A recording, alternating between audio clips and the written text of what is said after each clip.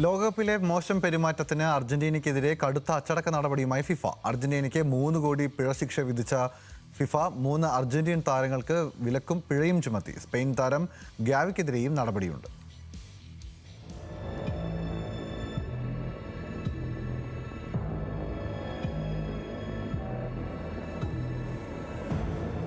ലോകകപ്പ് ഫൈനലിലേതടക്കം നോക്കൌട്ട് മത്സരങ്ങളിൽ നടത്തിയ മോശം പെരുമാറ്റത്തിനാണ് അർജന്റീനയ്ക്കെതിരെയും താരങ്ങൾക്കെതിരെയുമുള്ള അച്ചടക്ക നടപടി. ഫൈനലിലെ മോശം പെരുമാറ്റത്തിന് ലിയാൻഡ്രോ പെരേഡസിന് 10 മത്സരങ്ങളിൽ വിലക്ക് ഏർപ്പെടുത്തി. ഫൈനലിന് ശേഷം സ്പെയിൻ താരം ഗാവിയെയും മറ്റു താരങ്ങളെയും പെരേഡസ് കയ്യേറ്റം ചെയ്തിരുന്നു. വിജയാഘോഷത്തിനിടെ സ്പെയിൻ നായകൻ റോഡ്രിയെ മർദ്ദിച്ചതിനാണ് നഹുൽ മൊളിനയ്ക്ക് 7 മത്സരങ്ങളിൽ വിലക്ക് ഏർപ്പെടുത്തിയത്. ഇരുവരും 86 ലക്ഷം രൂപ പിഴയും കൊടുക്കണം. ഫൈനലിൽ സ്പെയിൻ താരങ്ങളുമായി കയ്യാങ്കളിയിൽ ഏർപ്പെട്ട അർജന്റീൻ താരമായ തിയാഗോ അൽമാഡയ്ക്ക് 1 മത്സരത്തിലും ടീം ഒഫീഷ്യലായ റോബർട്ടോ അയാലയ്ക്ക് 3 മത്സരത്തിലും വിലക്ക് ഏർപ്പെടുത്തി. ഇരുവർക്കും 28 ലക്ഷം വീതം പിഴയും ചുമത്തി. ഫൈനലിനിടെ കയ്യാങ്കളിയിൽ ഭാഗമായതിനാണ് സ്പെയിൻ താരം ഗാവിക്കും 1 മത്സരത്തിൽ വിലക്ക് ഏർപ്പെടുത്തിയത്.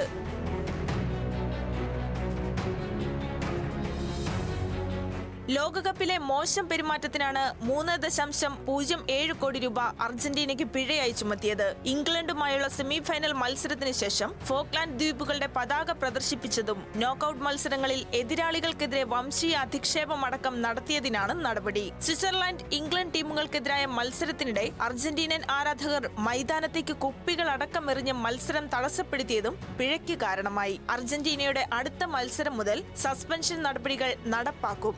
അർജന്റീനയുടെ അടുത്ത 2 ഹോം മത്സരത്തിൽ കാണികളുടെ എണ്ണം പകുതിയായി കുറയ്ക്കാനും ഫിഫ അച്ചടക്ക സമിതി തീരുമാനിച്ചു. അച്ചടക്ക സമിതിയുടെ തീരുമാനങ്ങൾ അർജന്റീൻ ഫുട്ബോൾ ഫെഡറേഷൻ തന്നെയാണ് പുറത്തുവിട്ടത്. അച്ചടക്ക നടപടിക്കെതിരെ അപ്പീൽ പോകുമെന്ന് അർജന്റീൻ ഫുട്ബോൾ ഫെഡറേഷൻ അറിയിച്ചു.